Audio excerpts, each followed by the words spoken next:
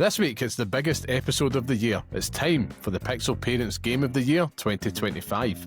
We're counting down the 10 best games that defined our year, and of course, we'll crown the official Pixel Parents Game of the Year.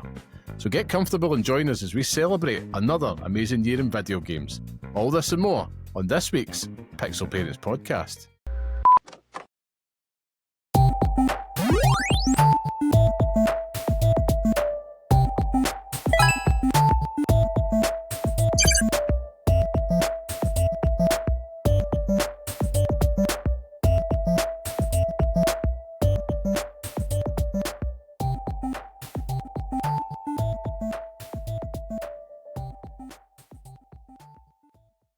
Hello and welcome to the next episode of the Pixel Parents Podcast, the show that discusses all things gaming from the perspective of parents. I am your host, Liam Kelvin, and today I'm joined by the bearded one, Scott, the suave tastemaker curry. How are we doing, Scott?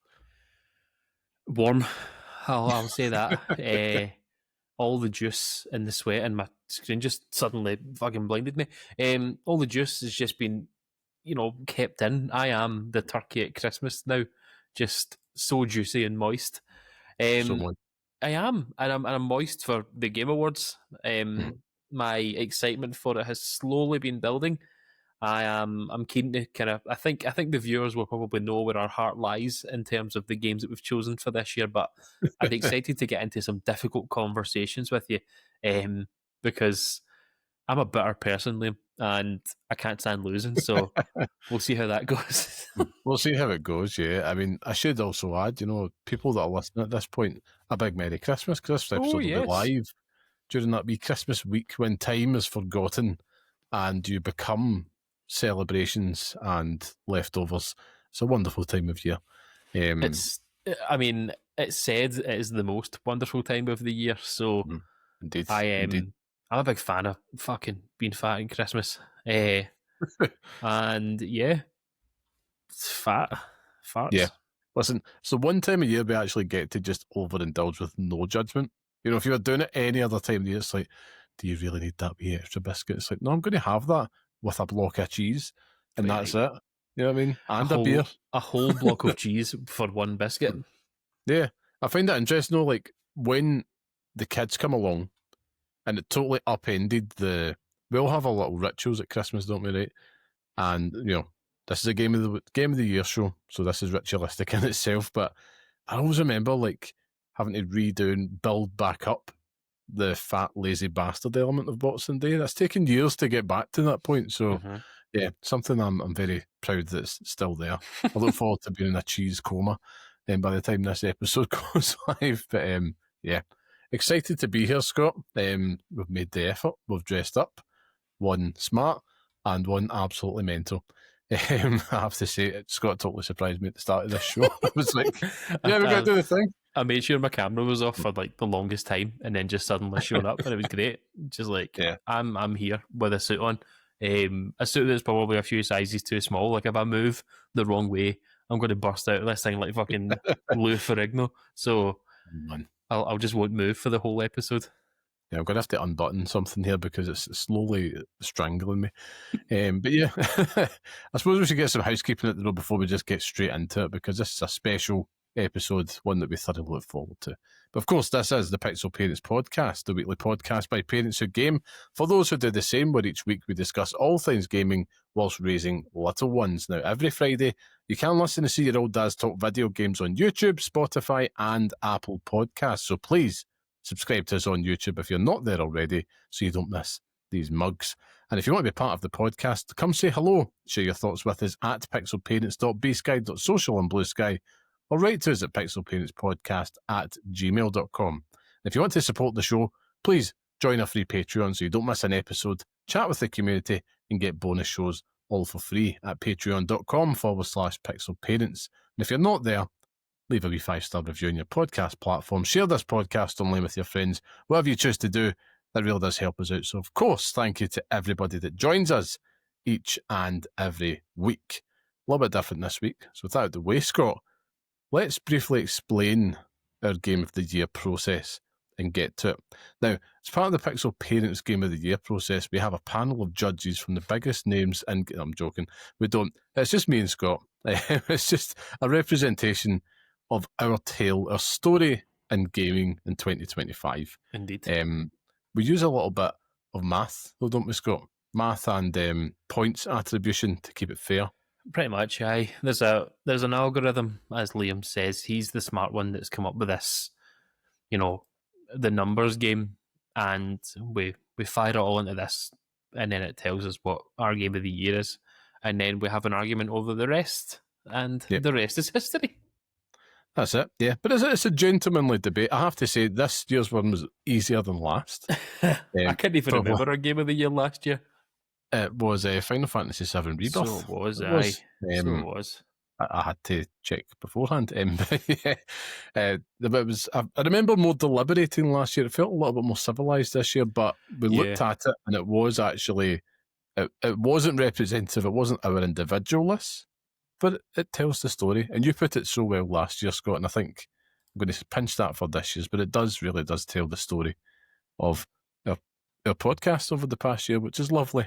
That is really nice just to kind of look back. Cool. It is nice to see that. I've always been a big fan of our game of the year conversation for the year that we've done it. But I also think there has to be a conversation of the game of. I think I said this last year as well, but a game of the year that wasn't released in 2025, our game of this year, the one that we've played this year that potentially could have been from any time. That I'd like to have a discussion about that at some point as well. Yeah, that's a good shout. Actually, maybe we shake things up a wee bit. Let's see. I mean, I will say I was very, very close to putting a certain game on this, but we'll wait to the end of the episode to tell you which one that is. You can remind me later, Scott. But effectively how this works is we've got our top 10 games, so we're going to just go through them, starting at number 10, working our way down to number 1. And really, it's just a chance to reflect and have a wee chat about what made this game so special and why it deserves its place on the list. There can only be one game of the year, so that will go, of course, to number 1. I'm sure you guessed that. It's hardly going to go to number 8. So we'll work our way down to it, have some fun in between. So, whatever it is you're doing, just grab a nice hot drink, grab some cheese, grab some celebrations and join us as we kick things off. Get a cup of nog on the go, man. Get a cup of nog, yeah, why not? Clarner that bitch to it. So, whatever you're doing, let's strap in. We're going to start with number 10. Scott, would you like to kick things off this year? I would like to kick things off this year. This was a tough one. Tougher than the rest of them because there was a few at the end where we had to have a real discussion about what merits its place on the top 10 list. Because there was a few games that it could have been, but our number 10 for this year is a little game called Absalom. A wonderful addition to this year's Game of the Year list. I think it's nice to see, an indie title on there, I'd say, ish. And a roguelike, but also a beat 'em up at the same time with one of the coolest, elf looking character, one of the coolest dwarf looking characters that I think I've seen in video games. So I've really enjoyed it. And it's bled into my enjoyment of other games for this year as well. But it was an absolute thrill playing it this year. It was a wonderful addition to my Nintendo Switch 2 library, and it's really earned its place on that console. So it's one that I find myself dipping back into here and there. Never finished it, but it's one that I will go back to over the festive period. Now that I've seen the name again, I'm like, oh, I remember that game. I want to go back and play that again. Yeah, you're absolutely right. I mean, I remember picking it up, and it was at the height of the Hades 2 moment this year, and talked about it in the show. I was saying you need to pick that up because it wasn't that long after you had got the Switch 2 as well. And yeah, it was such a treat, a real surprise, to be honest with you. There was other ones that could have took this place, but Absalom probably left more of an impression. It's absolutely gorgeous to start off, the art style of that game, the way everything is kind of brought to life within this kind of medieval fantasy type world, and the way that they've injected those roguelike elements into what is a side-scrolling beat-em-up is absolutely genius. Going into it, I didn't really know what to expect. I just had a lot of buzz. And it does go to show you, sometimes, in fact, in a lot of cases, when you do hear a lot of buzz around certain indie titles, it is just worth taking the punt. Yeah. I think I picked that up on Switch 2 as well. It was about 20 quid, 22 quid or something. But there's so much replay value within it as well. And a lot of challenge in there as well, should add. 100%. I mean, with the roguelike parts of it comes the challenge. Do you know what I mean? It's naturally going to kill you at every opportunity. You're talking about replay value, like, different characters that you potentially play the stories for, going through completely runs with it, upgrade materials and stuff like that, where you're upgrading your characters as each run goes on. So it's like endlessly replayable if you wanted it to be. And there's co-op as well. Yeah, which is a massive, massive thing that needs to be coming back more in games, I have to say. I'm in that co-op era just now, this month, and it's something I'm hoping that grows, but Absalom's something that I would like to play with the wee one when he gets a little bit older. It's not quite kid-friendly. Nah, it's quite difficult. Yeah, exactly. But, definitely worthy of number 10 on the list, but should I move on to number 9 here, Scott? Take us to number 9. I'm going to slow the pace down because, it's fitting for this game, which is a game that absolutely wants you to slow the pace down and take your time with it, and just gush over the absolute beauty and impressive world that they've built. The number 9 on their list this year is Ghost of Yoti.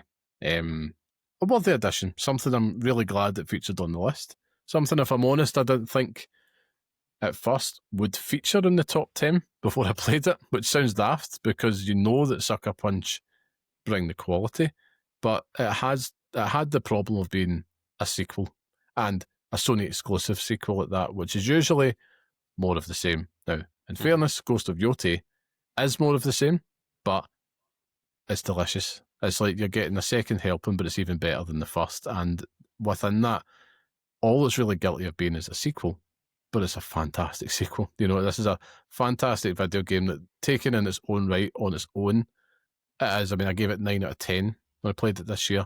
And what really impressed me was how they managed to much more confidently inject an explorative open world sense into Ghost of Yoti. That opening, particularly the first third of that game, where you really are just getting lost and running about this world like a blue-ass fly samurai, and it is absolutely incredible. And granted, as it went on a bit, you could start to kind of see the seams behind it a little bit, but nonetheless, this is a game that just wants you to just exist in, breathe in everything around it, take in the beauty, take on the bad guys, and that doesn't have that sense of a checkbox that you usually get with an open world game, and one I am a massive apologist for, make no question about it.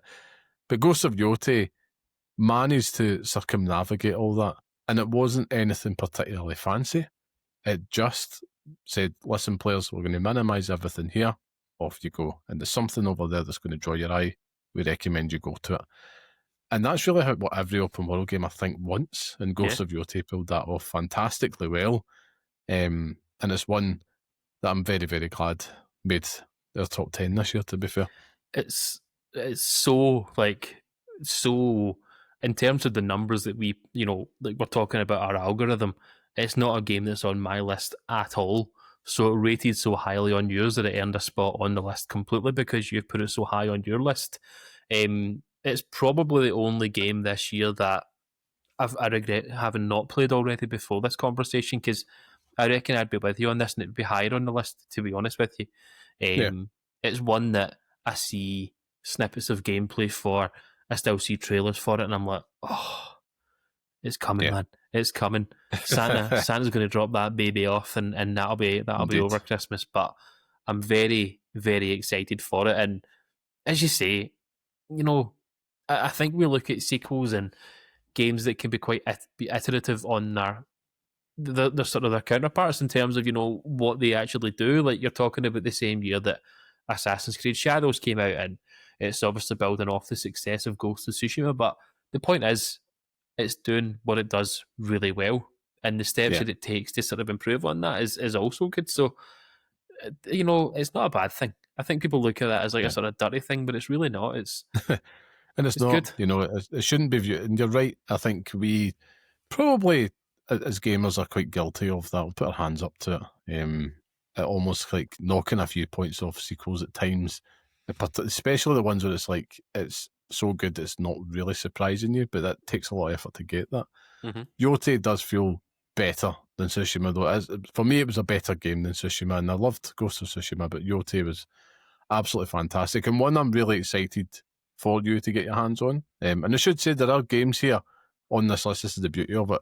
There'll be games I haven't played that comes up, we hint for later, and vice versa. But the Ghost of Yote, I mean, playing that on PlayStation 5 Pro as well, I just have to give shout out to it.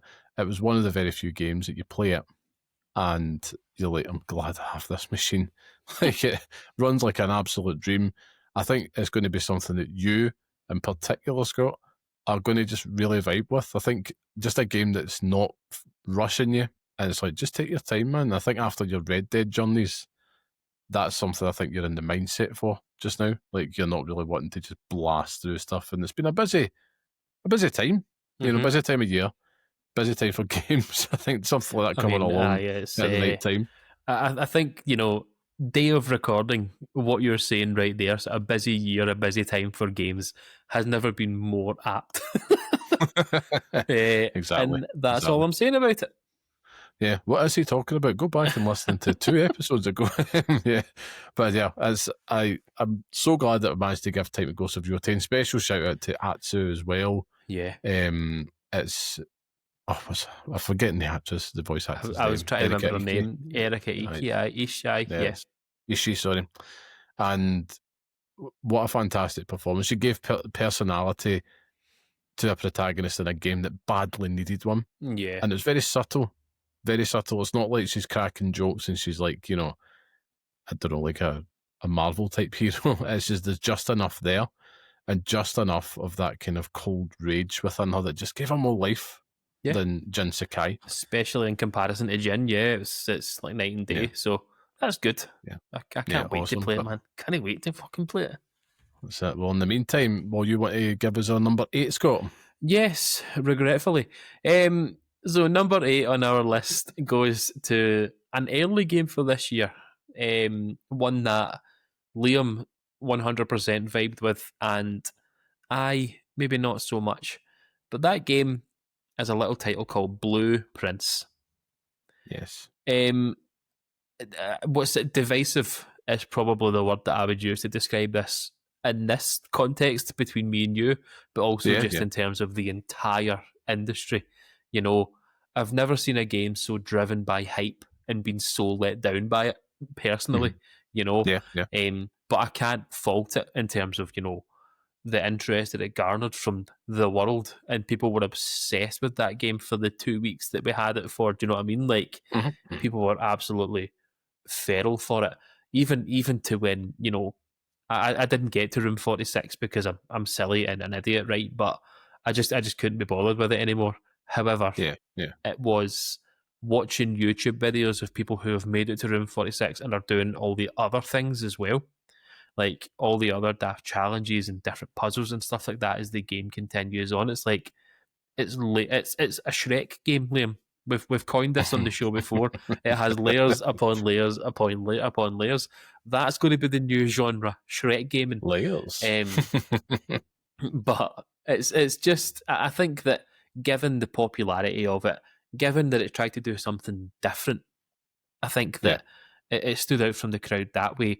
It told an interesting story. Even if you didn't like it, you can't deny that it done something really interesting and very, very, very, what's the word I'm thinking of? Unique in terms of what it brought to the table for this year. So it deserves a place on many lists, and I think it will rank higher on a lot of the lists through the world. But you are a resident, Prince here, so go off. Yeah, of course. I mean, look, Blue Prince. It was one that at the start of the year, having played it, I was with you, like the hype, and listen, we're old grumpy buggers now, right? There's always that little pinch of salt and cynicism. It's like, can it be that good? And I didn't walk out going that was a 10 out of 10. I think it was an 8 that I had given it. But that's still a great game. But it was the experience that stayed with me. And I don't think I felt more engaged playing a game, bar perhaps what's on the top just now within that kind of top echelon of this list. But Blueprints was such a unique and captivating experience for me. I think it was my little notebook, which I showed in a few episodes ago, still there on the desk, and that's a memory for me that I'm going to cherish, of actually being in there and actually taking it seriously, engaging with what the game's wanting me to do. Can you beat it without a notebook? Of course you can. Is it less fun? It just depends on who you are. For me, I don't know, it was almost like a role play. Like I am playing Simon as he's trying to find room 46 and taking notes of every little thing that the game's just breadcrumbing and teasing out to you. Like, this might be useful in the future. And I tell you, that moment when it all clicked into place, and you're talking about, like, you know, nearly 50 days, 50 runs into it, and it was like, oh, right, if I do this, that, and the next, and this, I will get to the antechamber, and then I can get to room 46. And it's like, when you finally do it, that sense of accomplishment was incredible. Really, genuinely, one of the biggest highs I've had in gaming, especially this year, but of all time. And I love that in the special. And what was more impressive was that if you were someone that wanted to take it further, i.e. your investigation goes a little bit further than room 46, there's still so many secrets in that game. Yeah. Like, so many, and it's not like fodder. These are secrets that could find their way to you just through the RNG of it. Basically, what rooms did you get dealt that day?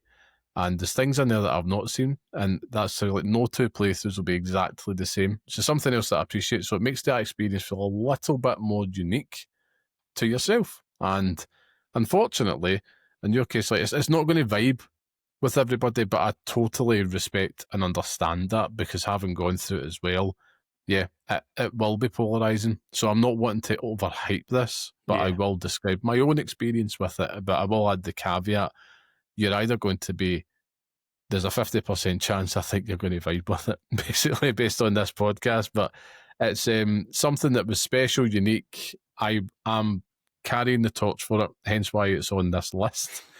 But yeah, it was something that I think as well, it hit at the right time of year. I remember we just moved house as well. I think that's probably a big part of it, is that the time of the year it hit and the time that we had to devote to it was a big part of it. Even like myself, you know, not that interested in it in terms of, you know, playing it for a long time, but I played it for a while. You know, it wasn't like I picked it up and put it back down. I mean, I maybe got as many days into it as you did, and I just lost interest. And I reckon that if I sat down now and I said I'm going to go to room 46, I could probably finish it in a night. I probably could do it, because I'd got to the antechamber, I'd got, you know, the lift and all that working. I'd been down the stairs. I'd got to the hallway, the hall with like all the different doors in the rooms, and you turn the thing and all that. I've done it all. I've been down there. I've moved the statues and stuff. I've done everything. Still a few more things there, Scott. Still a few more. But the only thing I haven't done is open that door that opens up to room 46, and I could do it, but I just couldn't be arsed. It was the RNG-ness of it all, you know what I mean? Like, the RNG-ness was killing me by the end of it. It's just that not having anything that I could use to game the system, you know what I mean? Like, you said that so fast, I thought you said like RNG-ness. It sounded like you said like orange-ness for a second there. The RNG-ness. Yeah, 100%. But yeah, I'm just, it deserves its place. It really does. Yeah, I mean, and this is you know, it tells the story. It was a beat in the year as well, so I'm glad it's there. And it was at a time, I have to say, Xbox Game Pass, it was probably the best 6 weeks that thing has ever had. Yeah. And there'll be more on that, I suppose. But I mean, this took me away from the Elder Scrolls 4 Oblivion remaster, which is crazy to say out loud. Totally derailed it. And I'm sitting there playing that, moving my Xbox into different rooms so I could play it. You know, we were not long in the house, and my wife had her sisters and that all down one night, and I just sat in the living room with my notebook, and I was happy as Larry.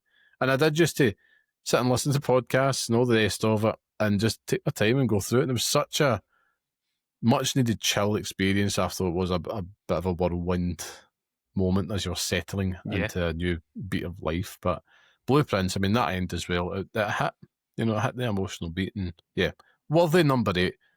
on the list. I think we should move on to the next one, Scott. And this one, number 7, is another one that I'm carrying the torch for. I know, it's I've, the last 3. I know, I'm pure. I've gamed the system. No, it gets tasty as we go in here. But this one was one, if I'm honest, that wasn't really on my radar at all until it had came out.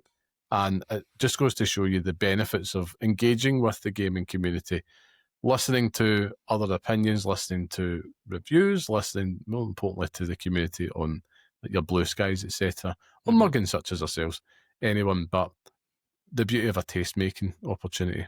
But this number 7 is a result of it, and that goes to Dispatch, which is a game came out towards the tail end of the year, I would say, a workplace superhero comedy. It's kind of billed as, and it's from the ex-Telltale devs there, and you're basically playing as a superhero that basically, a former superhero that's in charge of a kind of misfit ragtag group of would-be superheroes, and your job is to dispatch them to any crimes, any hero opportunities around this kind of superpowered Los Angeles.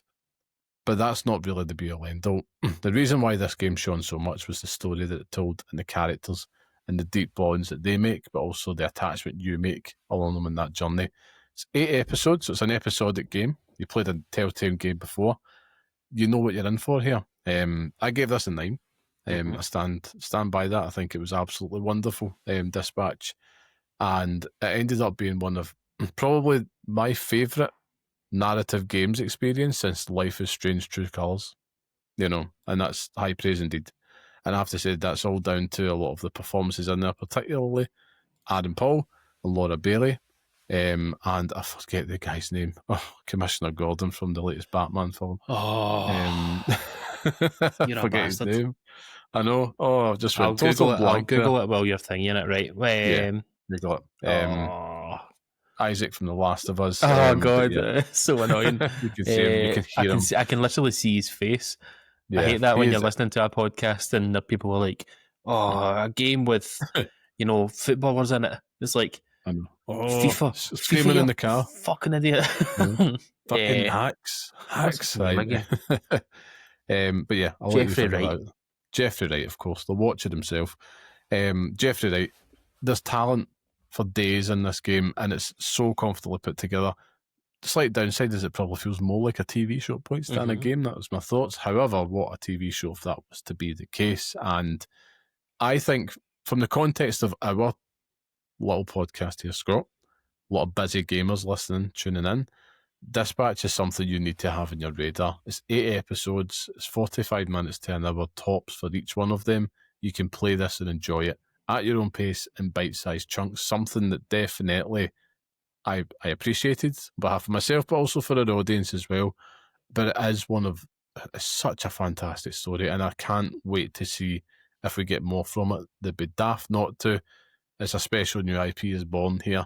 And yeah, it's one that I would guarantee will drop in price a wee bit over the start of the year.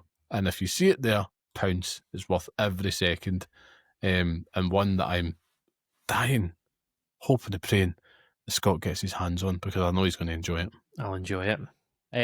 It's one that I've seen more in the last few weeks about it, obviously since it's come out, but it feels like in the last few days it's all over like my feeds, which is usually a sign that I'll pick it up at some point, because I'm easily influenced. But yeah, it's certainly something that piques the interest. And you mentioned it earlier on with Absalom and like where there's smoke, there's fire with a lot of these games. And I think that this game coming out so late in the year, we're probably not seeing as much in terms of the Game Awards nominations as it probably deserves or should probably get. Yeah. But the fact that it's up there at all probably says a lot about the actual game itself. But no, I'm keen to play it, and I reckon that it'll be a 2026 joint for Scott Curry, I'd imagine.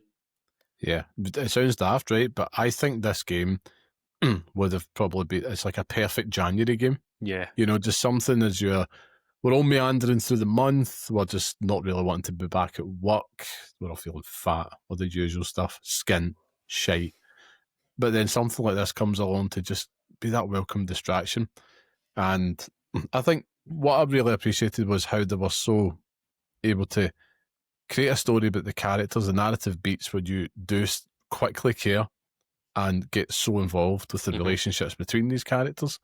And that's not an easy thing to do. No. And I think it's all in thanks down to the pacing of it, and that hence why it feels like a TV show. It's not like your usual Telltale where you've got the wee hub things and you're wandering about picking up napkins and cups and all that shit. It's a little bit more well paced, and you're actually just pure jonesing to get to that next effectively cutscene. There is quick time events if you want it. You can put on cinematic mode to just take all that out if you want. I'd probably recommend you do. If I was to do a replay, I probably would do that, to be fair. I don't think it added much. But at the same time, this is a real triumph for narrative video games, you know. And it's something, I mean, I just adored this game. And it's not, that was kind of been my big surprise for me this year going into it. And there's a few more here on the list, Scott. Few for yourself. Should add as well. I know, finally. I get to speak about games that I've played this year. But no, it's, you know, you've said it really well there, and it's really testament to how good this game is, and that the characters are what carry it. You know what I mean? The band of heroes, the cast of characters that you have there are really that strong and you know, still linger on in the memory. So I think that there's rumblings very early on in terms of, you know, after the game came out, there was rumblings of a season 2. So yeah. I mean, it would be daft for them not to do it. Just continue it. Would you continue on with the whole dispatch missions, or would you just kind of focus on the narrative parts of it? Would that be for myself? I mean, you would have to do the dispatch missions. And the thing is, though, a lot of people love it. For me, I was a bit meh on it. I felt they kind of got in the way towards the end, but they're not hard, and it's just something that you kind of do. The music and everything, and the thing that's good about it is that you're still getting the banter. So it's not just you're just mindlessly doing this. It does kind of follow its own little narrative in the moment. So you're getting those little nuggets, and it's pushing you on to the next thing. And anything that happens before it will impact the dialogue that you're hearing during it. So they are a bit more engaging. But as for the quick time events, honestly, I would just turn them off. Like I regretted not doing that towards episode 8. So I'm like, I can't be bothered. I'm just quite happy putting the controller down and watching it that way. But, you know, hey, we're lazy and we're busy. So that's probably why. But I digress. Scott, what is number 6 on the list? Let's move on, shall we, to the next Number entrant. 6. Finally, a Scott Curry game. Number 6 earns its place in terms of, you know, how high I placed it on my list. And that game, Liam, is Silent Hill F. Obviously from Konami themselves, finally coming back to Silent Hill, not with the aid of Bloober Team, but a standalone horror game set in the 1960s in rural Japan. You follow, is it Hanako? Yeah, it's Hanako, what a guess. In a town called Ebisugoka or something like that, but it's phenomenal. An absolutely phenomenal experience. I've said it to you on many shows, probably some of the most gruesome things I've seen in video games ever, you know, and I played Manhunt when I was younger. Just complete mutilation. It's wild. And, you know, I was having a conversation with John from Gaming in the Wild on Blue Sky about it today, and it was very much, you know, it's so good at what it's doing, but it can frustrate the living fucking daylights out of you. And that's testament to what Silent Hill does, is it's difficult, and it can be frustrating as well, in terms of its puzzles. And I learned that the hard way. I started the game off with the puzzles set to the hardest difficulty. And, you know, combat set to the hardest difficulty. And, you know, combat was fine, Liam. I could make my way through that. But those puzzles, my God, almost killed me. But the good thing is you can change it. And you can just change the game up, and you can work your way through it as much as you want to do. And you know, if you want to go through a one run and get the worst ending for it, you can do. If you want to play the game 5 or 6 more times and get, you know, the best ending, the friend ending, the dog ending, the alien ending, then you can do that. You can do any ending that you want. But it's just, the fact that we waited this long for, Silent Hill 2 to come out last year and do so well. And I think there was trepidation amongst Silent Hill fans for this game that, the 1960s Japan is an era that it's full of personality and it's so perfect for a game like this that people just thought it's Konami. Will they stick the landing? And 100% they did. It tells this story of, the relationship between friends, the highs and lows of being a teenager, like some of the best moments of your life, but also teenagers are fucking horrible. They're the worst people on earth in terms of some of the stuff they say to each other and how horrible they can be to each other. That this story tells you a really cool story about that, about, the trials and tribulations of being a woman in that era, a young woman in that era and stuff as well. It's so interesting, and it does all that whilst also, freaking you the fucking hell out, Yeah. and it's. I think that if you're a fan of horror games, there are scarier games out there. This isn't a scary game. I think I said this to you in the review, is that it didn't scare me the whole way through. What it is it's more gruesome horror than anything else. The things that you're seeing on screen are very gruesome. They're horrible to look at. It's more psychological than anything else. And you get to really, live in the mind of Hanako, and, it tells an excellent story whilst doing so. So I think that it's a personal highlight for me this year. It really is. In a year that I've played so many games, it's one that's lived with me. And I'm excited to see, the Silent Hill 1 remake show up at the game. I was excited to see that show up at the Game Awards a couple of weeks ago. Manifest it. Yep. And I'm just excited to see where it goes going forward, because, Konami seem to be back now, Liam. And that's a company that I am devoted to. So it's just nice to see them doing well. And Silent Hill F is a definite treat. It is a game that you could play. I don't think you'd be scared by it. I think it has more in common with with a Dark Souls than anything else, to be honest with you, in terms of the combat and stuff. It's more, there's a parry, and it's more slow paced in terms of that, but it certainly doesn't go out its way to scare you. There are moments that you'll jump. It's like Alan Wake, where it's not scary, but it gets you every so often. But aye, a phenomenal time. Jeez, had with it. Excellent. I mean, it's great. I mean, I think it's testimony to the list as well. There's variety here, but it's also it was a big deal when this came out for you this year. We go back to last year, Silent Hill 2 featured quite strongly in Game of the Year, and it's nice to see that Silent Hill F, and like you said, they're back, and it's good to see Konami back taking swings. And what is something, this isn't a remake, this is something entirely new within the series, and it seems to have, definitely pleased the fans, which is great. I remember this was when I was very excited for you at the playing, because you do love a good horror. The resident coward here. And, to be fair, I'm glad I took your advice when it came to Alan Wake 2. It's an old-timer. I know you're not saying that about Silent Hill F, but you're also saying it's not a bad game. So who knows, maybe next Halloween. I genuinely think Silent Hill 2 remake is on PlayStation Plus right now. Give it a go.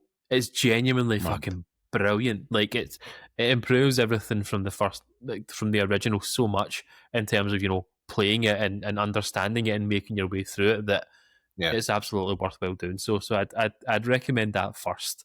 But Silent Hill F is, if it's cheaper, I'd buy it. There you go. Right, okay. Well, that's one to watch. But I'm glad it's made its way to the list there, Scott. Worthy addition. It's nice and variety here. If you're going to pick up 10 games, if you pick up all these 10, you're going to have a great time. A great time with it, aye. can't in good conscience do the next one, Scott. I think you have to, Thank because you. it's a tale Thank that you. I'm just going to sit back and let you tell the Oh. tale here for number 5, Scott. Goosebumps, Liam. Fucking goosebumps on my skin thinking about this game. Number 5 is only as low as it is because the games above it are so good. Maybe not one of them, but the other 3, apart from that other one, are so good that they deserve their spot. Number 5 goes to Baby Steps. Mm-hmm. Honestly, at the beginning of this year, if you had told me that game from the Game Awards with the man sitting on the toilet having a weird conversation with this other guy was going to be in my top 3 games of this year, I would have been like, shut Yeah. up. It was a complete, not even a FOMO purchase. I was just sitting on the PlayStation Store looking for something to play, and I just went, I'll buy it, 20 quid. I'll pick it up and see how it goes. And from moment one, the first steps you take, L2, R2, L2, R2, moving your left foot and your right foot, holding the trigger forward to keep your body straight. And I fell over after about the first 3 steps, and I pished myself laughing, Liam. I burst out laughing from the moment when his legs go up in the air, the way his body jiggles and stuff. I was like, I cannot see how this game will keep my interest more than the hour or 2 that I play it right now. You leave the room, you meet the guy, and you have a conversation with him, and it's that weird comedy. It's like Taika Waititi when he was funny, when he was good. Yeah. Do you know what I mean? Like his, It was funny. like when he wasn't being a pain in the arse and making terrible Thor movies. Like it was him at his best, and it's brilliant. Like it's just that weird humor that I really enjoy. Then it starts breadcrumbing you in with like a sign over one way telling you there's a crown over there, and then you find another sign, or a trophy, sorry, and then you find another sign saying, if you find the trophy, please return here. And then you see that often that you find like the watchtower, and then you see the watchtower off in your distance, and you're like, that's where I'm going. And as you go along that way, you find other things, and you find more things, and you find hats, and you find loads of different things, and all the cutscenes are fucking hilarious. But the moment to moment in that gameplay, you're obviously your left, your right, your R2 button controls your right foot, your L2 button controls your left foot, and it's how hard you press it controls your leg bending and going up and down. And as I say, you move the left stick, you move your left thumbstick forward to push yourself forward, and that's how your body moves basically. And it's one of the most frustrating experiences that I think I've ever had in video games, where I got stuck genuinely for about 2 weeks. I dropped the trophy down a massive hill, lost it. Something I'm just restarting this game all over again, and it took me 2 weeks to get the trophy back up again because I couldn't climb up this tiny, tiny gap. Then I got it, and then it just all clicked.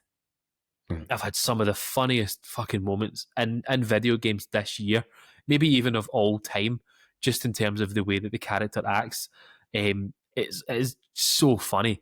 It is full of heart. It's more full of heart than you would probably even dare to fucking realise.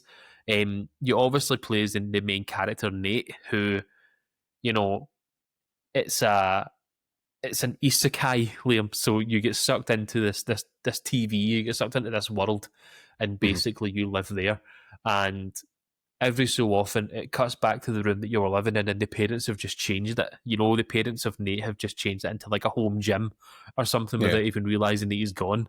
And it's how he lives with that. He speaks to his mum and dad on the phone, and it's like, oh well, we'll see you. Don't wear this to the Christmas dinner. And it's just like, right, okay. And you can see how he's become the way that he's become. But then it's the growth in the man. He becomes, every single conversation that this Nate has, he's awkward as all hell. People are offering him help, and he'd rather say no than explain why he needs the help. He's just like, no, I'm fine. Like, one of the first conversations is with a guy. He's like, do you need shoes? He's like, no, I'm fine. I'm fine. I like walking in bare feet. And it's just like, just take shoes. like how hard is it just to take a pair of shoes? And then as the game goes on, you've got loads of different challenges, different things that kind of come up, all leading on to the end of the game with the man breaker. Now, the man breaker is a very fun challenge where you've got this sheer mountain face, and it's got like different steps on the way up to it, so you can climb up that all the rock faces and stuff, and you'll fall, or it's got a spiral staircase going up the whole way through it. Mhm. And basically, as you go up the spiral staircase, what the character tells you, you have to call me king from now on. Like, you have to do it, or you can walk up this. You can walk up this mountain and make it the whole way up. And I tried it, Liam. I tried it so many times, and I was just like, I just need to get to the end of this game now. I'll come back, and lo and behold, you then have to call him king, which is so funny. But it's genuinely just, as I say, it's a game that has been so formative to my year that I couldn't have enjoyed anything more than this. Like, I think that if I when I was curating my list for Game of the Year this week, Yeah. there was a very real possibility that this was number one. Yeah. Because of just how it impacted me. There's a time this year before Baby Steps and a time after Baby Steps, and it's the difference is incredible. I think that if you can get past how frustrating the game can be, there's a story there, there's a game there that I think that everyone should play. Every single person listening to this show should play it one way or another. If it comes to PlayStation Plus, you have no excuse. But I do just think that it's one of those things where it's a real experience, and for something that came across so stupid, to have the ending that it had, to leave me with the feelings that it left me with, phenomenal, man. Genuinely fucking brilliant. I love that. I do love it, and that's quite happy to take a back seat and listen to your journey with Baby Steps. It's one that's definitely on my list, mainly purely just out of the sheer enthusiasm you have for the game, and it's one I think I will look to pick up in the new year. I wish it was on the Switch too in that regard, but then this was the Portal's there. I think it's one that I'm definitely feeling like I'm in a portable space with stuff in that type of game, just to sit and pick up and play. Appeals to me. It does. That's it. It's pick up and play at its nature, like to a detriment. A lot of people, when they were falling down these mountains, would quit out the game and then jump back in so they wouldn't lose their progress. But you do. The game just picks you back up from where you fell, and it's just like you're stuck at the bottom of this fucking mountain again. So, as I say, I feel like this is, if there's a brand or a sticker that I can place on something, it's just like necessary gaming for 2025. This is the one. That's one. Yeah, absolutely. I mean, I'm looking forward to having my own experience with it. Again, I know how much this one means to you, Scott. And I think that the people that it's vibed with, it seems to be the same consensus across. So it's obviously a special game. I think there's ones in there that probably didn't quite get it. They probably weren't expecting just a silly slapstick experience, and actually there's a lot more depth than what was first initially promised, which I find interesting. It's everywhere, isn't it? You can get it on all platforms, or is it just PlayStation? Do you know? I think I don't know if you can get it on Xbox. I know it's on PlayStation. I'm pretty sure you can get it on the PC. You bear with me, I'll check. On Steam, Baby Steps. Is it on Xbox? PlayStation 5, yeah. Microsoft Windows GeForce Now. So I don't think it's on Xbox yet. Okay, we'll give it time. Watch this space. Yeah, we cheeky Game Pass edition incoming. But yeah, number 5, Baby Steps, featuring very highly on the list, which is great. And yeah, I'm really wanting to see if any of our listeners takes you up on that, Scott, and adds it to their must play list. And if they do, I'd love to hear about it, because it feels like this one has some sauce. But I'll move on to the next one before we take a quick break for the top 3. So lead us into number 4, Scott. I'm going to take the reins here. I'll let you take the reins on this one. But yeah, number 4 on the list, on the Game of the Year list, goes to Donkey Kong Bonanza. This is probably like my Baby Steps, I suppose, this year, for many reasons. It was one going into it that I could have featured more highly on my own list. I was at one point in the year, I was thinking, is this my number 1? Genuinely. And it's for lots of things, because I think there was lots of games that I've played this year, as fantastic as they are, guilty of being a bit po-faced. And every now and then I just need reminded as to why I play games in the first place, and why any of us do, which is basically to just have fun. Goofy, mindless fun. And also, it's I think it was the first game that I can really remember my son and I being properly hyped for together. And that's something that's going to stay with me, forever. Now, like, that was the one that he was like buzzing, and I mean buzzing for DK Bonanza, watching trailers, all sorts. And admittedly, I was like, okay, yeah, we'll get it. It looks quite fun. And I just didn't really expect it to blow me away quite as it did. I gave it 10 out of 10, and I will stand by that. I used the analogy at the time, which is like, for me, it was like experiencing a big tub of Ben and Jerry's. You're just kind of mashing through stuff, just trying to get to a good chunk of, cookie dough goodness in between there.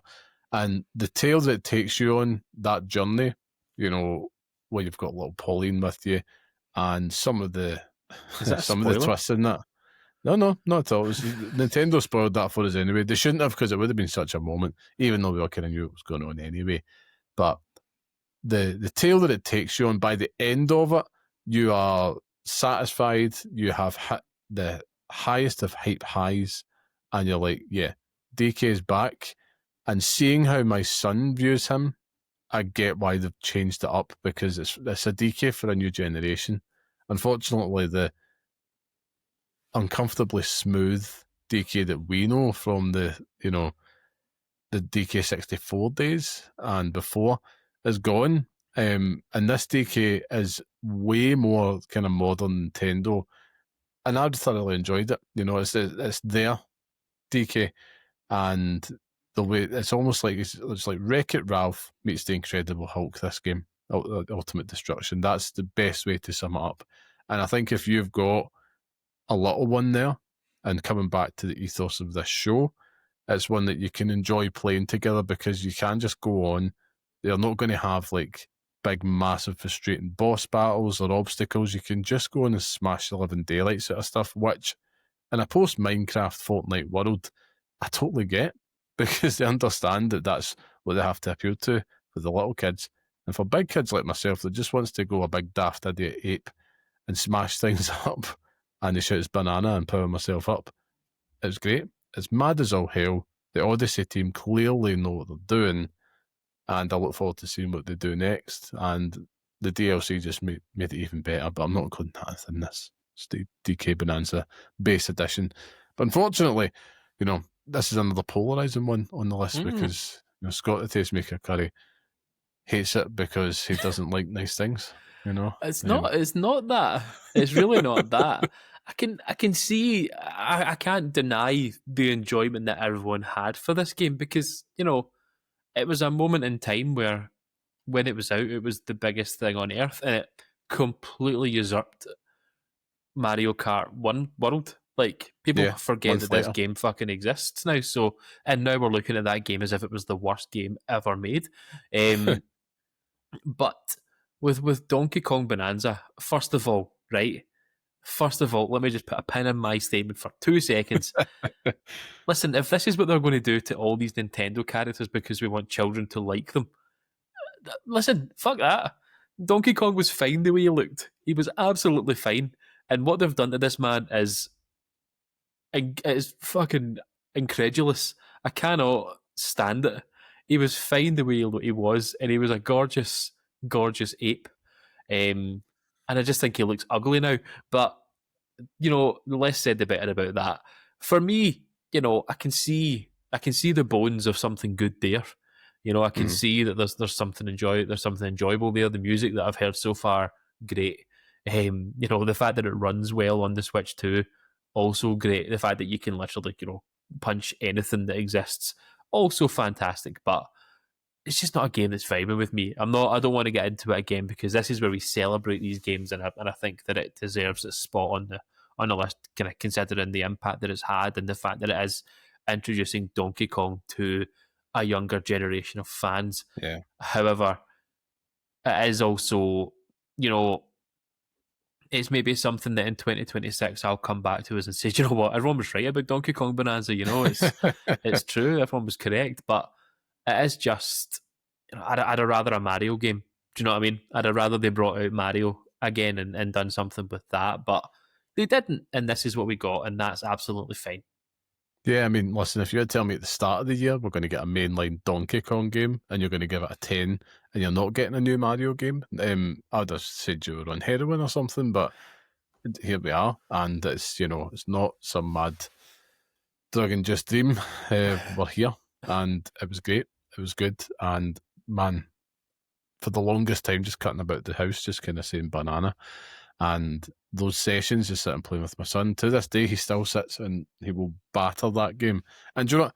It's value for money. Yeah. Like, it must have taken me, I would like to say about 40 hours or something to actually finish that game, because you can take your time and you can collect everything, and there's still stuff to do in the post game. Now, granted, the post game isn't the best. I think it's the same with all the Nintendo 3D platformers. Like, yep, here's just an absolute truck ton of collectibles, off you go. But that is inherent to DK. It's a collectathon, so Yeah. it makes sense to do that here. But I thoroughly enjoyed my time with it. I think if you've got a wee one and you're thinking, right, I've got a Switch 2 from Santa, or Santa's brought them a Switch 2, this is one to play together. And, Mario Kart World, you touched on that, right? Spoiler alert, it's not on our list. I'm sure you could have guessed by now, right? We're at number 4.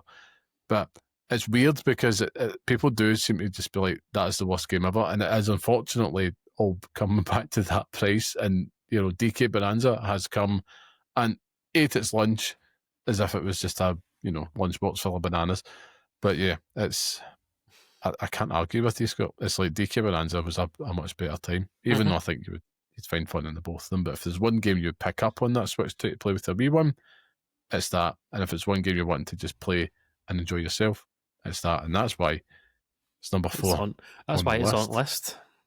That's why it's on the list. But yeah, well, now at the point of the show where we get to the top 3, where we don't have an orchestra. I don't even have a man with a kazoo at this point. So you're going to have to use your imagination. But what we do have is a quick word. Now, before we do move on to the main part of this Game of the Year list, if you enjoyed the show and you want to support us, you can, and it won't cost you a penny. Now, all you have to do is go and join our free Patreon community. You can visit patreon.com/pixelparents for every show, chats and bonus shows, including side quests with Scott and more. All for free. All the time. It's that good. It's the best deal in gaming, and we can say that now that Game Pass humped it this year. So don't forget, subscribe to us there on YouTube as well. Visit youtube.com/@pixelparentspodcast or support the show at patreon.com/pixelparents. And now, Scott, it's time for the top 3, the real meaty bit. For those that have stuck with us this far, thank you, and we're going to get to the big, big hitters of 2025. Scott, give us number 3. Number 3, and deservedly so, goes to Kojima's own, Hideo Kojima's own brainchild, Death Stranding 2, On the Beach. Yes, round of applause. A round of applause for that game, which, recently I just found out that I played for many hours. I'm saying many hours because I can't remember how many it was, but I'll tell you momentarily so you can all have a nice laugh at it. I played Death Stranding 2 on the beach for 140 hours this year, which accounted for 12% of my playtime on the PlayStation 5. Good Lord. It's almost 50% of my playtime. Do you know what? It was fucking worth it. Worth every single minute of it. Hell yes. I mean, we should add, the reason being is because you platinum Death Stranding 2 on the beach, and you would need to put that level of time into platinum this game. Precisely. There's someone on my friends list that has played it for 250 hours, and they're just carting things back and forward, obviously just vibing with it, which is great. And that's what you can do. So Death Stranding tells the story of Sam and Co. after the events of Death Stranding 1. You and Baby Lou fall into the world of Mexico to begin with, and you're tasked with joining the world up again. So you're joining up Mexico to begin with, things happen, and then you end up doing the same with Australia. Australia, which happens to have, worlds with desert, places with grass, and also snowy mountains within walking distance of each other, which is incredible. It, as you said earlier on, quite rightly so, with Ghost of Yoti, that it does improve on Death Stranding 1 in every single way. It Hell gives yes. you vehicles within the first 5 minutes of you playing that game. So if you want that motorbike, you fucking take that motorbike and you drive that shit everywhere you go. If you want to take a truck everywhere and find your way across water, I mean, you're more than welcome to do so. That's it. That's it.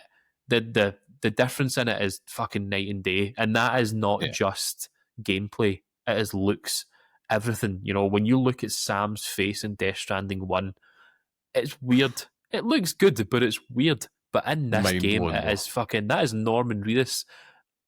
Like you're Trapped in your basically telly. trapped in the telly. Aye, it's just dancing for you every so often and pissing everywhere. But it's just that it's divisive is the word for this game as well. It's divisive in terms of just what it wants you to do. If you're quite happy just delivering packages on foot and walking from place to place, you can do that. If you want to get through this story as quickly as possible and just fucking golden path it, you can do that as well. And the story that it tells, the yarn that it spins you, for as convoluted and bizarre as Hideo Kojima can be, and how you have to sort of suspend your belief in terms of the things that he's telling you, it's like it makes sense, and it's like it's a very interesting woven tale of AI and the bad parts of it, and it's given me some of the fucking weirdest, most amazing, incredible moments that I've had this year. Like Yeah. moments to the end of that game. The one moment in particular is just like, huh? But there's that moment Legendary. at the end where you're on the beach and you're running. You see it in the trailer, right? So it's not a spoiler, but you see it in the trailer where Hartman puts the DHV Magellan on the BT's head, and he's basically there's a fucking massive moment in that. But you're running along the beach and you can see that in the background, and it's like. Yeah.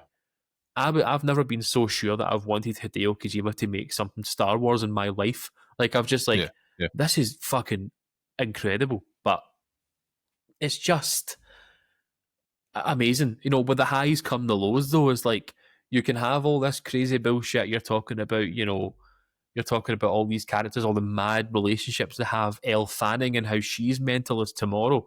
You're talking about Neil and the story that comes with Neil Yep. and stuff like that as well. And it has all these outlandish moments.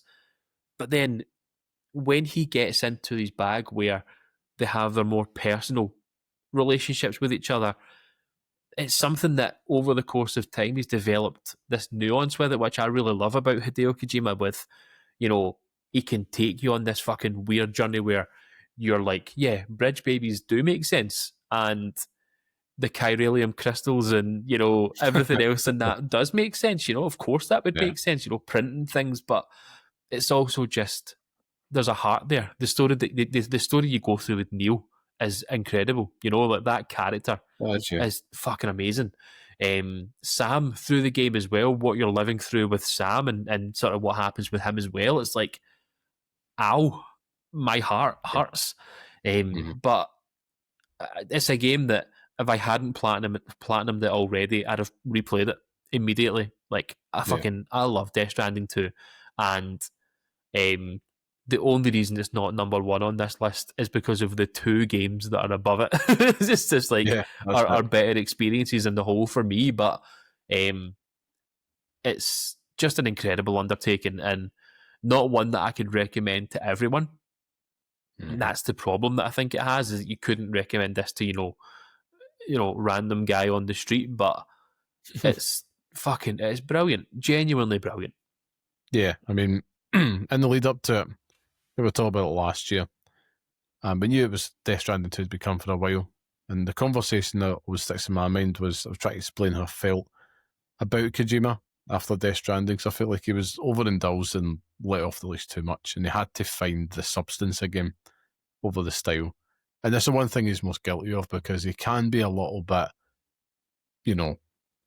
art student-y, I suppose, at the time, where it's like, you have to just kind of throw maybe too much shit at the wall and not enough is sticking. Mm-hmm. And high concept individuals and ideas, that's the pitfalls of it.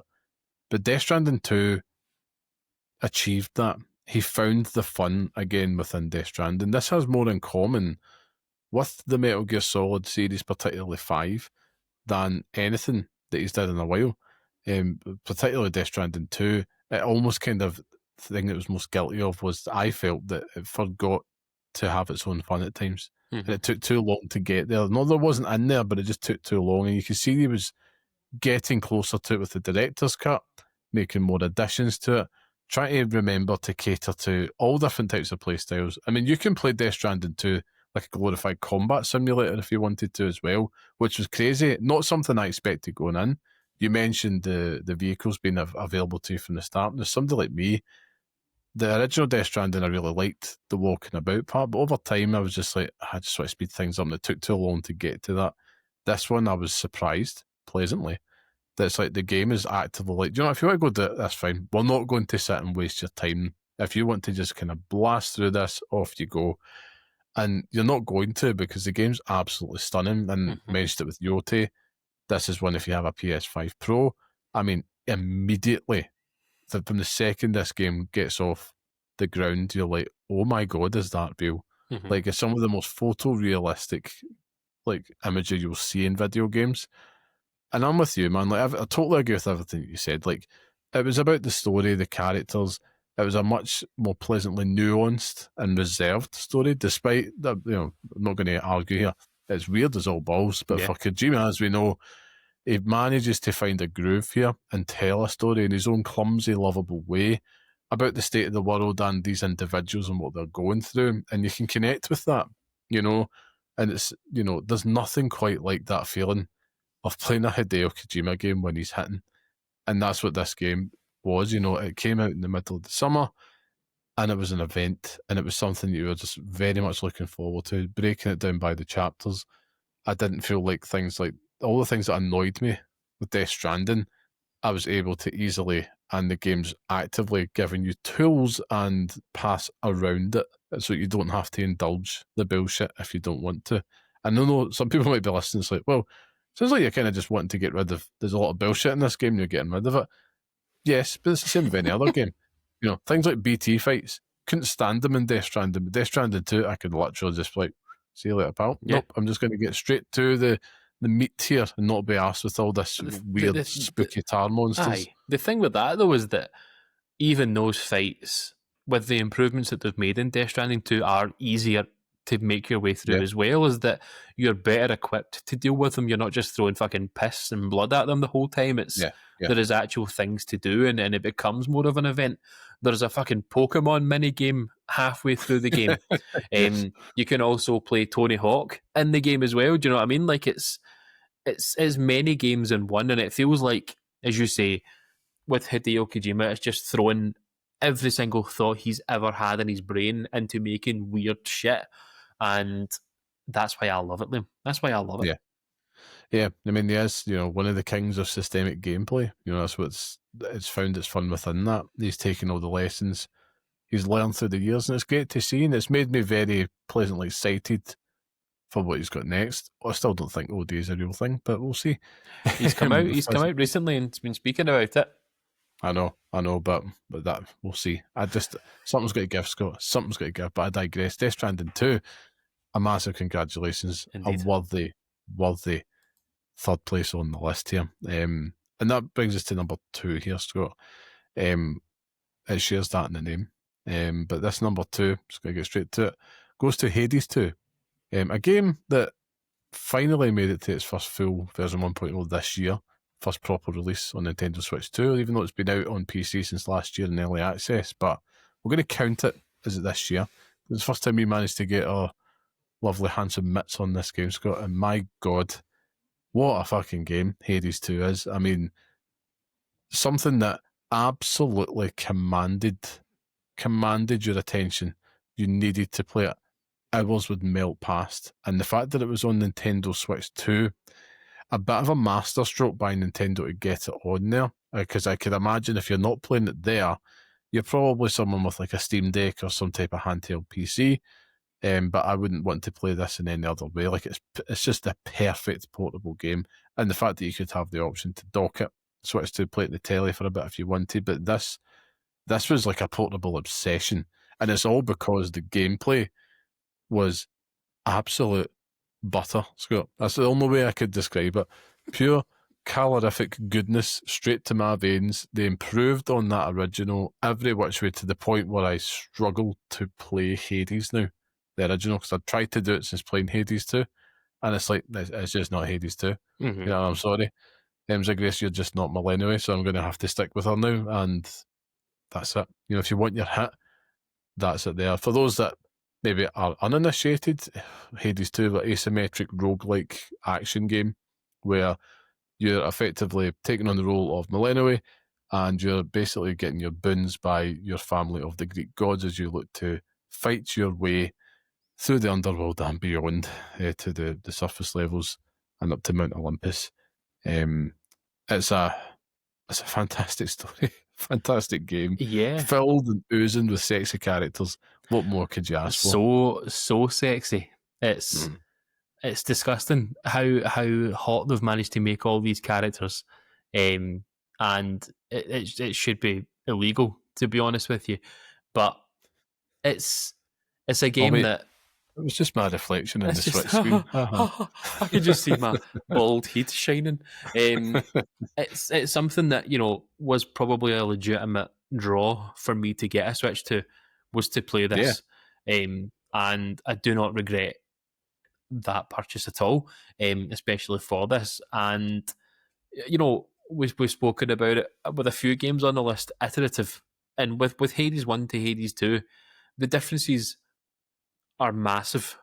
But, you know, in ways, in terms of the gameplay, Millennium is very different in terms of what she brings to the table to Zagreus. And, you know, I struggled with that at first. I really did.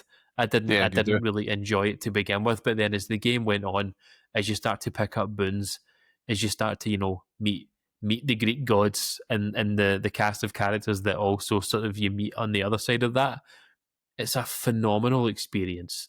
And it's you know, roguelikes are so hot right now again.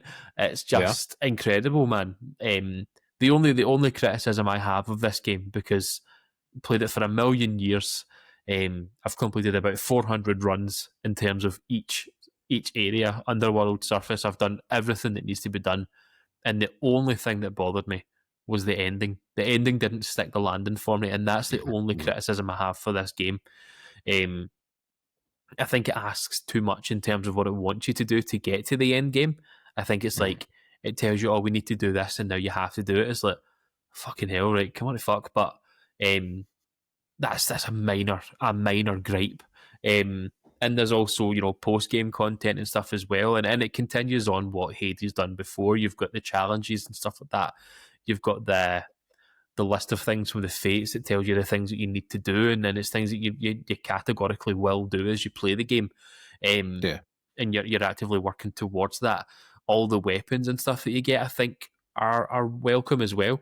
I think that, you know, I didn't vibe with all of them, but certainly working my way through the armory of weapons that were available, I had fun with all those. And you yeah, have your favourites. You do have your favourites, yeah, and it's the same with the boons and stuff as well. You know what you're going for, but I think that when this game hits consoles, it's going to be like an awakening for people again. Like, it's just going to be a total moment in time, and I can't wait for it.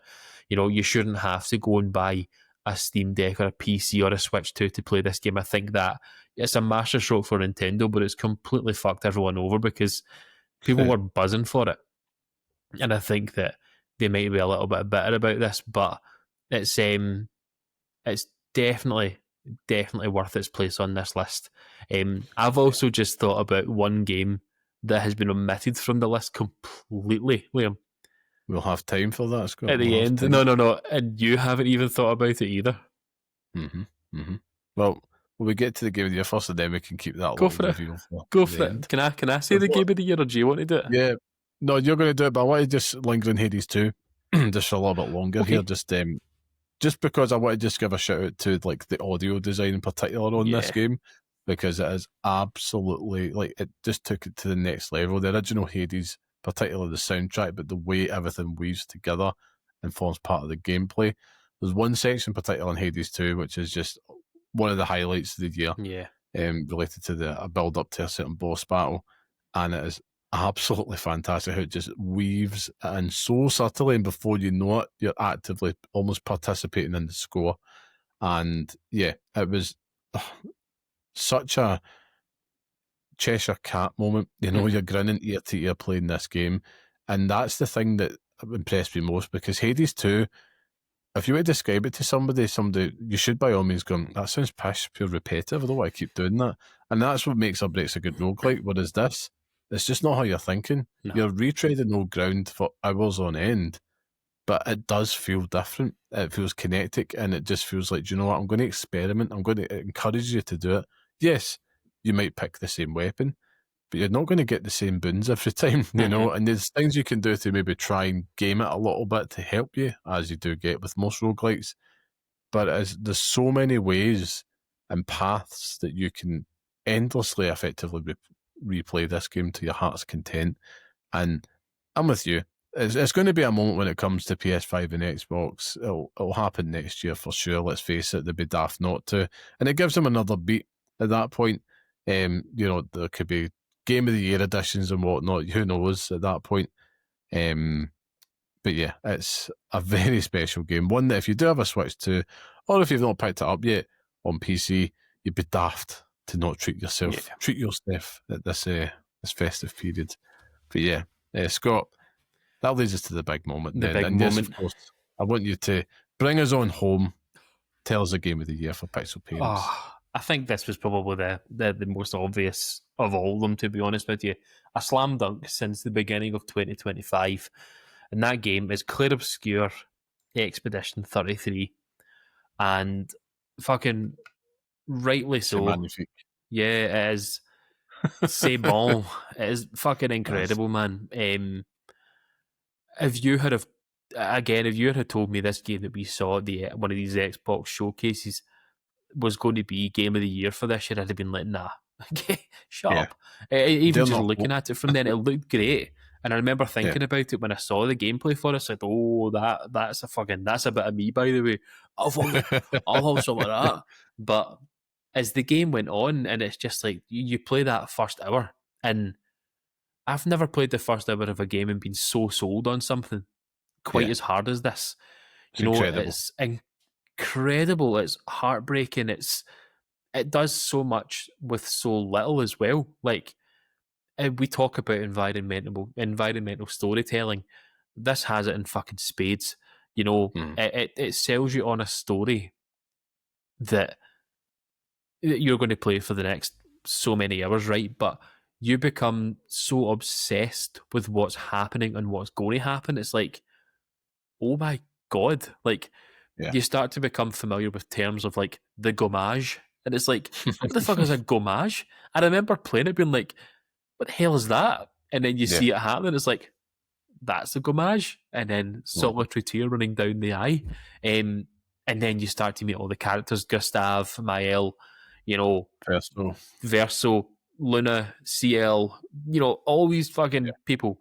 And then that's not even talking about the cast of characters that you meet as the game goes on. You know what I mean? Yeah. Like, it's just outrageous, how this team with not small resources, but not small resources, but small and game development resources that they managed to pull this off, because nobody, not one person, if you tell me anyone in the game industry predicted this game was going to hit quite as hard as it did, I will fucking kick them right in the arse. It's not happening. It's not a booting. That's what we're going to get. A scheme boot in the arse. It's just not happening. Like, nobody could have predicted this game to have been so fucking strong and so good. Yeah, you're bang on. I mean, it's a phenomenon. I don't think I've seen a game debut like this and have the impact that it did, but I mean, it was grown up, it was mature, it was confident in a Mhm. way that it had no bloody right to be. And you're right, you're obsessed with this game as you play. And the fact, I think, the masterstroke is that it did offer a bit of European, Parisian classiness to it all. Mhm. Like the French influence is oozing out of this naturally with it being a French team, but it added just a little je ne sais quoi. I Oh, there he suppose. goes. There Everything, it there we is. go.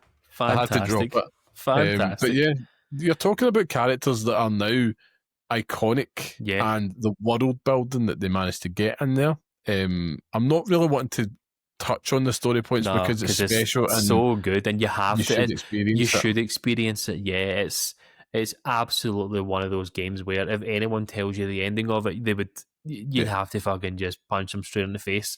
It has to be experienced. You know, I yeah, would if you're playing something right now and you haven't played Expedition 33, I'd drop it. Drop what you're playing and play it right now. Go and do it. yeah, Don't you stop listening to this podcast and go and fucking play this game because it's yeah. worth it. We'll do it Worth right every now. penny. I've almost bought it Get a again on button. the PlayStation to fucking play it again. Like, Yeah, no need to do it, but I'm just like, I really want to play the game again. And, you know, we're talking about story, cast of characters. It is a cast of characters played by fucking people like, you know, Charlie Cox, Andy mm-hmm. Serkis is in there, Ben Starr, Renoir. Oh, what's her name? Oh my god, Game of the Year lady. She's going to win voice actress person. Carlack. have it. No, not Carlack. Shadowheart from Baldur's Gate 3. Is it Jennifer English or something like that? Uh-huh. Is that Uh-huh. right? Oh, I managed to My pull that elf out of my voice arse actor there. you talk about. Yeah, Mael, like incredible performances. Do you know what I mean? Like it's so much so that we're looking at a Game of the Year list in terms of voice actors that 3 of the characters from this game feature on the fucking best performance. Do you know what I mean? It's mad, and that's not It's even unbelievable. factoring in like combat. You know, Well, yeah, it's that we need to linger on that because you're absolutely right that all that greatness you've mentioned and it still isn't topped out yet no, because the combat system in this it's got just it weird. had no fucking right, no right at all I to be mean, that good. yeah, when you look at trailers for this game initially, you're like, it's going to be Final Fantasy X. That's what it is. Hmm. It's a turn-based RPG. It's a turn-based RPG, and it's just going to be an active battle system, and that's fine. If you'd have given me that, I'd have been like, great. I'd have still fucking thought it was brilliant. But Yeah, this somehow manages to make it more involved. It kind of carries lessons from games like Lost Odyssey, where you are more involved in battle, where you're pressing buttons. But this is just like, you know, you're hitting the right trigger at perfect moments to get like a bit more damage from the weapons that you use. The dodging system, the parry system, it becomes a game man. upon itself. Like you become less. The game becomes more about, you know, I am parrying everything because you're rewarded Yeah, for it. If you can parry it, every single attack, you get a counter, and it becomes so important as the game goes on. And then, you know, you start to build your characters. You get Lunas and yeah. something else, what they're called. Or the the Luma system. Luminas and something else. Yeah, But basically, it's like little trinkets that kind of attach to yeah, your character, and it makes them perform in certain ways. And the way they worked as well, it's like you get through a set number of battles using them, and they become permanent, so you don't have to stick with them. You can just constantly change and grow, and you're constantly making these little tweaks to your character so they can a focus on their own development. You can focus on them as a character, but also the wider team. You know, that team of yeah, 3 that you yeah, have in the battle. It's like so important that they come together. You know, they synergize in terms of the work that they do, and it's just that moment where it all comes together, and you can take down these characters in a few hits, even just shooting people with a gun, and you know, targeting their weaknesses and stuff as well. It's like this is fucking incredible, man. I Genuinely know. fucking incredible. I think it's I've never seen such a trailblazing, like unquestionable, like trail to game of the year is what Claire Obscure's Mm-hmm. Expedition 33 has had. I mean, this is the closest I can think, and it doesn't even compare because it wasn't even a debut, where it was such a slam dunk, was The Last of Us in 2013. When that came out, that was immediately like embraced and celebrated by the community. And Clair Obscure Expedition 33 has done the same. And you know, there's going to be movie adaptations, there's going to be further stuff down the line. And it is one of those video games that, even with a non-gamer in your life, whether it be parent, partner, maybe not a kid because it'd be a bit young to understand the themes, but, or it could be an older kid. This is a story that you want to share and tell people about, and it should make its way to other mediums as well. Won't be as good because a big part of this game that made it so special is the gameplay, the combat. And yes, it's built with Unreal Engine, I believe, and it's, it looks absolutely fantastic, but it's still quite basic in terms of its, its traversal, but that worked in its favour. I feel that it just removed all the fat and it just goes straight to it. And there's depth in here if you want it. But if you just wanted to blaze a trail and just get right to the end of the game, you can. It doesn't stop you from doing that. It's not going to put any big arbitrary grinds in your way, but you could do that if you want to. Yeah.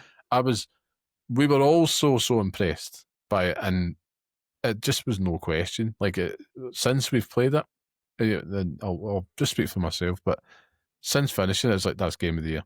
Yeah. That's it. There was nothing that was getting close. There was the odd moment where you're like, should I have an argument with myself? But this was the slam dunk number one at the top of both of our lists. And if I could go back in time and repeat that again, I would every single time, because it was so special. Yeah. That buzz of playing that. I remember the exact moment where it was like, this game's great. Not even great, it's fucking amazing, right? It's probably a perfect game.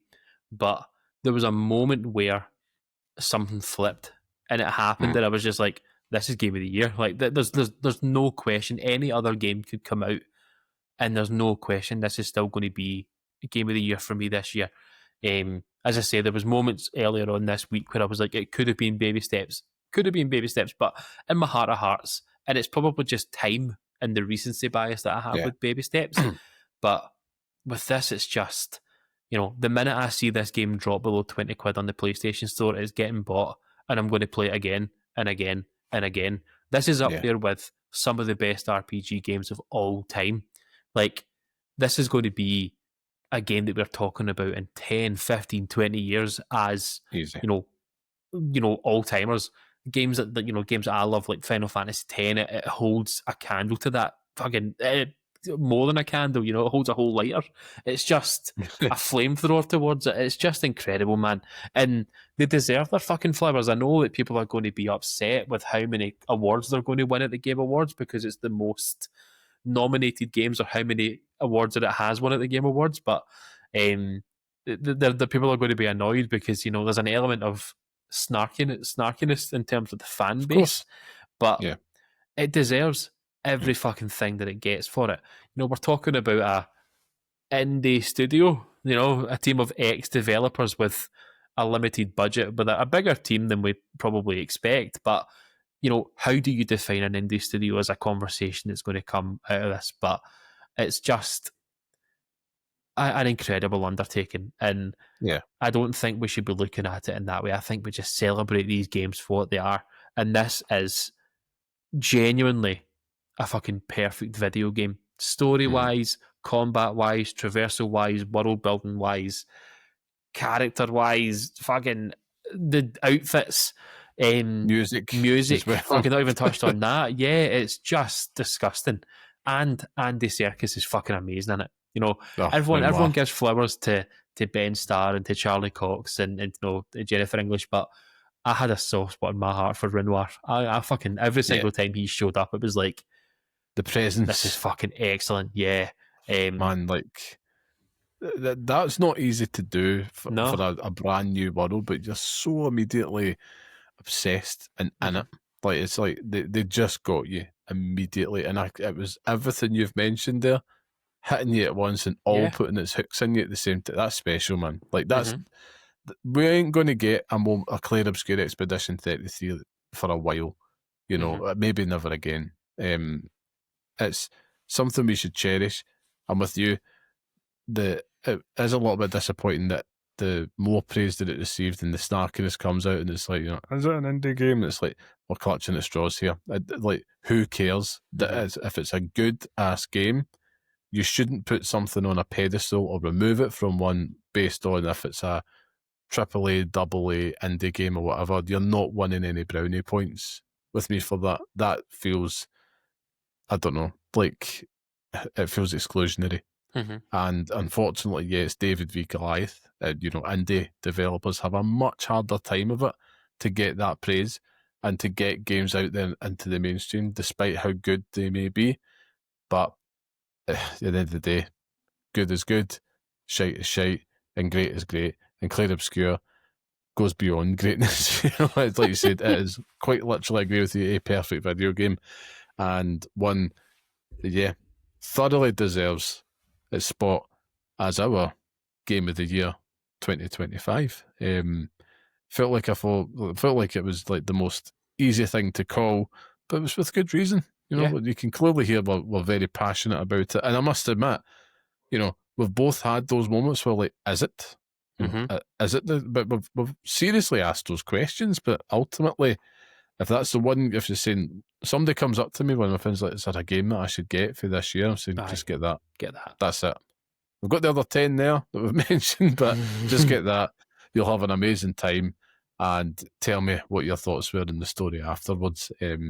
Absolutely incredible, Scott. But that's another Game of the Year for us. But we've handed out the flowers, deservedly so, to all of the 10 games. So if there is 10 games, if you've got the money for that, then go forth, look at our Game of the Year list, which I'll recap just now, actually. Coming on the Game of the Year was Clair Obscur Expedition 33, followed by Hades 2. Number 3 was Death Stranding 2 on the Beach. Number 4, Donkey Kong Bonanza. Number 5, Baby Steps. Number 6, Silent Hill F. Number 7, Dispatch. Number 8, Blue Prince. Number 9, Ghost of Yoti. And number 10, Absalom, which wraps up our Game of the Year rankings from top to bottom. What was your Game of the Year? Is it also Clair Obscur? Was it a knockout for you? Did you have something else we didn't mention on the list? Let us know in the comments below, wherever you are. Now, before we wrap things up, speaking of things that aren't on the list, Scott, because we don't have a Pixel Picks showdown this week, naturally, because it's special. But I just wanted to talk just briefly about who almost made the cut for you, and maybe reveal what our top 10 individual lists were to the listeners as well, if you maybe have that as well. I do have it to hand. So I can't remember it, so you can tell them that. But the big one that I realised that I had forgotten about, and I think you potentially have forgotten about because it wasn't on that list, Hollow Knight Silksong. Indeed. I didn't forget. It's just not in my top 10. I think that I probably agree with you on that, to be honest with you. I think that it done a lot of good stuff, but I preferred Hollow Knight. Having played that, weeks before, I think Hollow Knight was a better game overall, but I don't want to say that again out loud because I think that, the earth will crumble to that fucking take. But it was one that I thought we'd missed. Metal Gear Solid Delta Snake Eater as well was one that we took out very late on. What else did we miss that wasn't on the list? I'll give you the top 10 list, right? So here was Scott's top 10 list from top to bottom. You had Clair Obscur, Baby Steps number 2, Death Stranding 2 number 3, and fourth was Silent Hill F, followed by Hades 2, then Metal Gear Solid Delta, Final Fantasy Tactics, Absalom, Monster Hunter Wilds, and Ball Pit, whatever you want to call it. For me, I also had Clair Obscur Expedition 33 at top. Number 2 was DK Bonanza, then Hades 2, Dispatch, Blue Prince, Ghost of Yoti, Death Stranding 2, Power Wash Simulator 2, Assassin's Creed Shadows, and Ball Pit, whatever you want to call it. There was a few ones in there that didn't make the cut, and do you know what? I'm really quite chuffed with how the list has worked out, because it always turns out a surprise, even just between the two of us. And I won't reveal the point scoring system. That's for us to know and use to find out. But yeah, there's ones in there like Monster Hunter Wilds. Like, take us right back to the start of the year for yourself. That was one that you really enjoyed. Do you find that a game that releases and it's brilliant at the start of the year has less of a chance? Yeah, and I think that you're probably more negative on it because of the lack of the lack of support through the year, the lack of desire to go back to it. is probably the reason why that's so low on my list. And yeah, but again, spit in the face of that because we're talking about Claire Obscure that won Game of the Year at the beginning of the year as well. So it's like, Yeah. what's the right answer, Liam? Absolutely. I mean, for me, the probably the biggest one, my true game of the year really is and always will be Power Wash Simulator 2. For different reasons though. It's one that I wanted to feature higher, but I knew it would that's the meme in me talking, but it did have to feature in the top 10 list because it's an experience as well. Yeah. That you have to consider. The same goes like Assassin's Creed Shadows. I thought at the time, I was like, man, I don't know if Ghost of Yote's got his work to cut out here, but Yote was a better game. Shadows, I platinumed that. Still thoroughly enjoyed my time with it. Maybe it's a case of just having too much of the same cake in that case, but it wasn't as good as some of the other entrants in that series for me. So I kind of walk away with, the 8 out of 10 Assassin's Creed experience is still great at the end of the day, but even I was things hoping like, it'd be a 9. even things like, Ninja Gaiden 4, Outer Worlds 2, fucking Oblivion We've got Remastered, if you want to go back to that as well. Like, Avowed as well. Avowed. Like, aye. Split Fiction. Yeah. We had ones Doom the Dark Ages. We had ones like The Nightling, which I seriously considered in that number 10 spot for us. Mario Kart World, talked about that. You mentioned Final Fantasy Tactics. Other honourable mentions here. Listen, Shinobi Art of Vengeance. Tony Hawk's Pro Skater 3 and 4 for myself. Arc Raiders, another one that's not featured in there. To be fair, it's just because I've not played enough of it at this stage, so I can't feature it. Same with Outer Worlds 2, but that wouldn't make my top 10, even though I put a good 20 or so hours into it. Lost Records, Blooming Rage.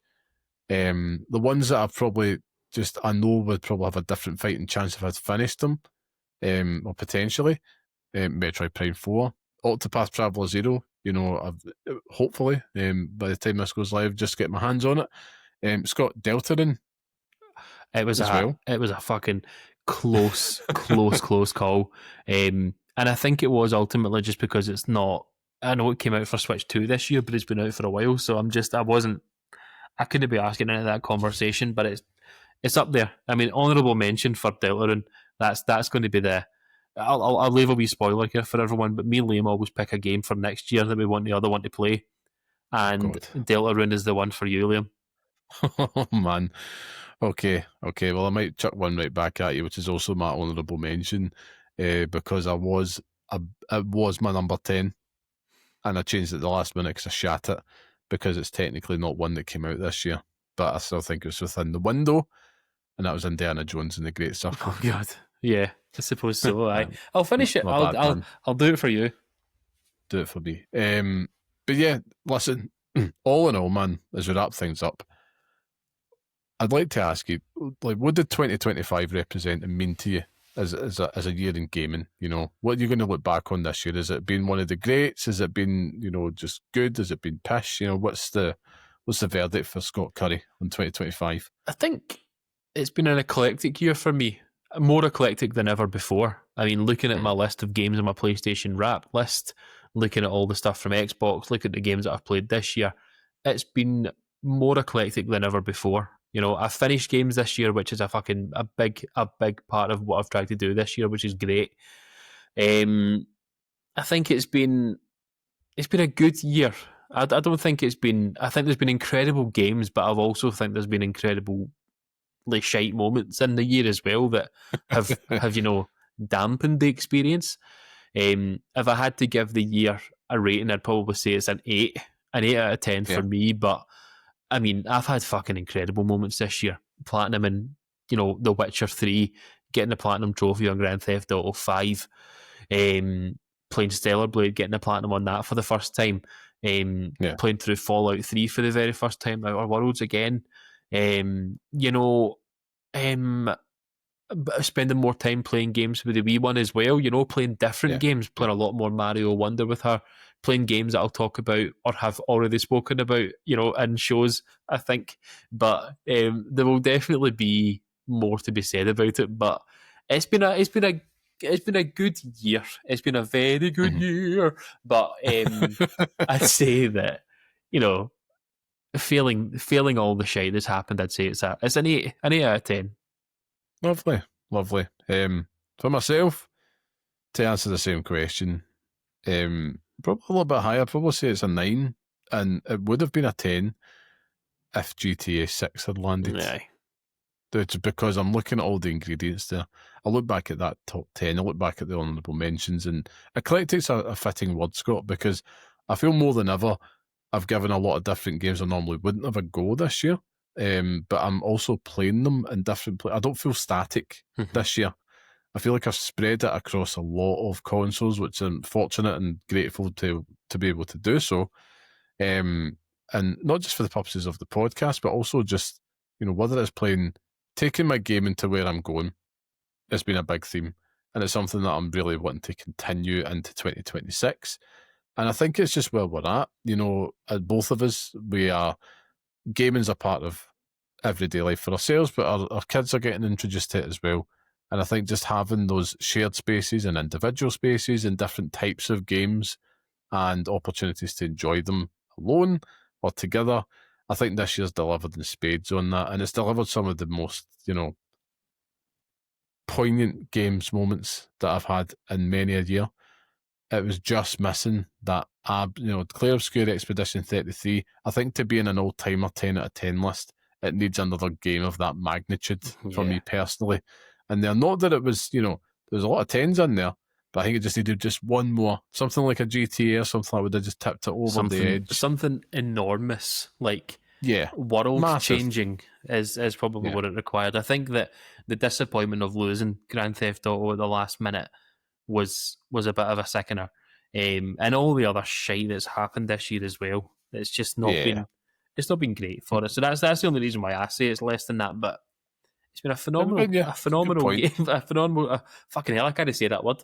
It's been a phenomenal time to be a gamer. I'd say that. It has been. And one final note is that it's helped me really read, not that I lost it, but it's really reignited a love of Nintendo this year, and that's what the joy of a new console does. The Switch 2, I have played way more. I've probably played more of the Switch 2 this year than I had in the last 3 years of the Switch's life cycle, and that's including Tears of the Kingdom chucked in there. Yeah. And that's impressive, and that's like, I think it means something more because that's going to be our kids. Like, that's going to be like a moment. They're going to remember having that Switch 2, and they think about everything that's going to happen over the next 7-8 years on that console as they get older. And we'll be talking about it on here, like the things that they've been playing and showing us stuff. Christ, I even got to properly get into Smash Brothers this year because of it. Do you know what I mean? Incredible, man. Incredible. Unreal. But yeah, and I think, but correct me if I'm wrong, Scott, was this year my Alan Wake 2 year? Last year. Was it last year? Right, it was that good, it's still stuck with me. I mean, you can play it again if you want. Actually, I'm sure I picked it up it might have been the start of this year, actually. I thought it was just the turn of last year. Just the turn, because I picked it up on the Black Friday sale. So was this year I had Alan Wake 2 under my sleeve as well. There you go. So I've had all played these fucking Cyberpunk. Cyberpunk and The Witcher 3. The Witcher 3. Impressive feat. You know what I mean? You've also played, like, you've been doing the Lord's work on indie games for the show as well. Checking out lots of cool things, bringing it to the listeners. As well as, find the time for like big chunky things like Death Stranding 2, like you mentioned, and it's been quite the adventure. It has been. I think I vowed this year to not play games that we did last year the same way. And I think that I've managed that. The volume of games still is high, but I think that the depth of those games is lower. So I'm not afraid now to not complete games, and I think that's what the Switch has taught me. If you want to go on 100% a game, play it on a PlayStation. But if you're happy just to play through it and enjoy it, the Switch 2 is where it's at. 100%. I'm totally with you in that, and that's probably maybe 2026 is the year of the portable with the Switch 2 at the forefront. We had year of the log, could be year of dropping bombs. We'll see what happens, if you follow that analogy in the clergy. But yeah, it's I think it's time for us to wrap things up. But what a wonderful year it's been. And another one, I think a highlight for me, as always, Scott, it's just been a pleasure as always, being able to just catch up every week and talk about it with your fine self. What you like? I know. You sick. My big honey dripper. That's me. Yeah. But I mean, yeah. it's true though. It is true, and not to get soppy about it, but it's very nice to be able to come and do this, and it doesn't feel like work. And we get a lot of opportunities. We've had Greg Miller, we've had Patrick Klepek, we've had Alex come on the show, Grant Kirkhope. We've had Yep. lots of opportunities that this show has given us that we could not have even fucking fathomed last year No. when we started the show. So want to continue on that trend, dragging every single human being that listens to this show along with us, because you're coming along for the ride. You inspire us to do what we do. Your comments, your feedback, your listens just drive me, and even just a wee comment here or there. I love going onto the Spotify thing and just reading it and having a wee look to see what's going on. Seldom comment back because Liam has already done it, but it's an incredible thing. It really is. This is almost 100 episodes of us chatting shit on the internet, and Christ, aye. it's if that's not something to leave loved ones with when we finally pop our clogs, then what will be? You know, in the heights of our 30s, Liam. Oh, you in your 40s, but in the height of my 30s, this is what we can leave them in the future. Yeah, and that's a really cool thing, you know. And we're lucky to get to do it with my best pal, so I feel very lucky and privileged on that front. And here's to a 2026, you know. And I hope whatever you're doing just now, you're enjoying the holiday, you're having a good time, you got a wee glow and a wee full belly full of cheese and chocolate. But we'll be back next week. I forget exactly what next week's episode is going to be. We'll be back and it'll be kicking things off for the new year. So as you kind of round things out, whatever you're doing, just here's to a prosperous 2026, and thanks for joining us. Everything that Scott said twice over. We love you, we appreciate you, and thank you. And on that note, it does bring us to the end. Just end it. Just end it. Don't promote us, Liam. Just fucking end it. I'm not going to promote it. Let's not drag it. I'm not going to. It's going to end it. Just end it there. But of course, we'll be back next week. You can get us at the usual spots. You know the bit by now. You've been with us long enough. Go and enjoy yourself. Go play some damn games. But until the next time, stay safe, stay sane. Thanks for listening. Keep farting.